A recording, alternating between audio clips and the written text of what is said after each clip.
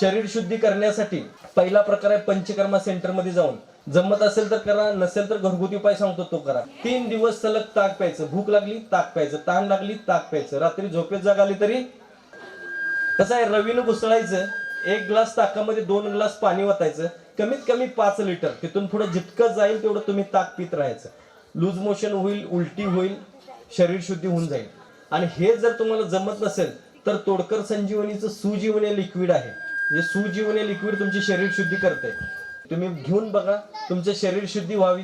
पोट वाढलंय, कमी येतंय लगेच, उष्णतेचा त्रास आहे, पित्ताचा त्रास आहे, लगेच निघून जातोय, कोटा साफ होत नाही, लगेच लगेच गायब.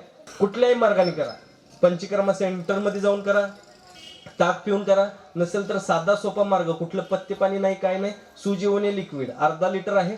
1 ग्लासभर गरम पाणी घ्यायचं, त्याच्यात 1 टोपण घालायचं, कोमट घ्यायचं, त्याच्यात 1 टोपण घालायचं, सोबत एक पावडर आम्ही फ्री देतोय चूर्ण, ते चूर्ण त्यात मिक्स करायचं. सरबत पिल्यासारखी टेस्ट आहे. सकाळी एकदाच प्यायचं, 15-20 मिनिटं काही खायचं नाही, त्याच्यानंतर काही खाल्लं तरी चालतंय. अर्ध्या तासानंतर नाश्ता करा, काही करा, काही पत्ते पाणी पाळायचं नाही.